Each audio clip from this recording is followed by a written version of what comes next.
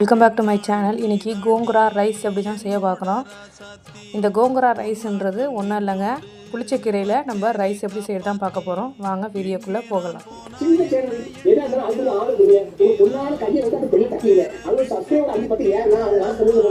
இதுக்கு புளிச்சக்கீரை பார்த்திங்கன்னா நான் ஒரு அரைக்கட்டு எடுத்துருக்கேன். இந்த கீரை பார்த்திங்கன்னா ரொம்ப பிஞ்சாக எடுத்துக்கோங்க, அப்போ தான் ரொம்ப கசக்காது, ரொம்ப புளிப்பும் அதிகமாக தெரியாது.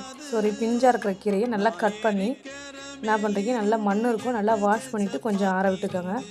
அதே சமயம் என்ன பண்ணுறோன்னா, ஒரு எண்ணெய் சட்டியில் வெந்தயம், கடுகு, மிளகு, சீரகம் இந்த பொருட்கள்லாம் போட்டுட்டு நல்லா ட்ரை ரோஸ்ட் பண்ணிக்கோங்க.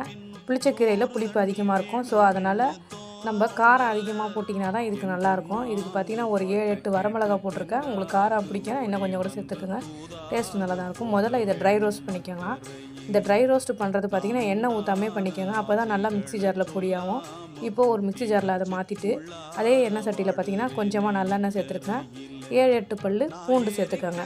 நம்ம கட் பண்ணி வச்சுருக்க கீரையை பார்த்திங்கன்னா இலையை ஆஞ்சி வச்சுருக்கோம். இதில் தண்ணி இல்லாமல் முதல்ல வடித்து எடுத்து சேர்த்துக்கோங்க, அப்போ தான் சீக்கிரமாக கீரை வதங்கும்.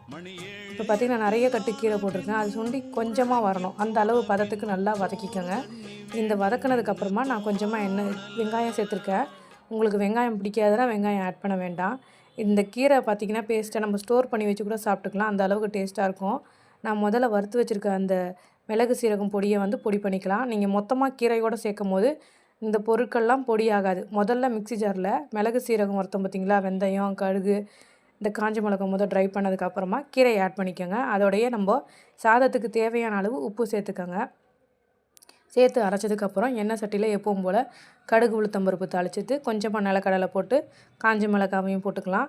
இதுக்கு பச்சை கலரில் நம்ம கீரையை செய்கிறதுனால நான் கருவேப்பிலை ஆட் பண்ணல. ரெண்டுமே பச்சையாக இருக்கும்போது கொஞ்சம் இதுவாக இருக்கும், அதனால் நீங்கள் ஸ்கிப் பண்ணிக்கலாம். அப்படி பிடிக்கிது அப்படின்னா கருவேப்பிலை ஆட் பண்ணிக்கலாம். இப்போ நம்ம அரைச்சி வச்ச பேஸ்ட்டை போட்டு நல்லா, இதுக்கு நல்லெண்ணெய் கண்டிப்பாக யூஸ் பண்ணுங்கள், அப்போ தாங்க டேஸ்ட்டாக இருக்கும்.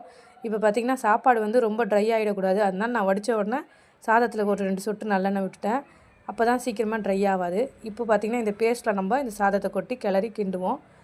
இப்போது இந்த சாப்பை பார்த்திங்கன்னா நல்லாயிருக்கும், பட் சீக்கிரமாக சாப்பிட்டிங்கன்னா அந்த அளவுக்கு டேஸ்ட் இருக்காது. கொஞ்சம் நேரம் ஆற விட்டு சாப்பிட்டு பாருங்கள், ஆற இன்னும் டேஸ்ட்டு ரொம்ப சூப்பராகவே இருக்கும். மறக்காமல் இந்த கீரையை நீங்களும் செஞ்சு பாருங்கள். இந்த கோங்குரா ரைஸ் பார்த்திங்கன்னா நல்லா புளியோதரை டேஸ்ட்டில் ரொம்ப அட்டகாசமாக இருக்கும். மறக்காமல் நீங்களும் செஞ்சு பார்த்துட்டு எப்படி இருந்துச்சுன்னு சேனலில் கமெண்ட் பண்ணுங்கள்.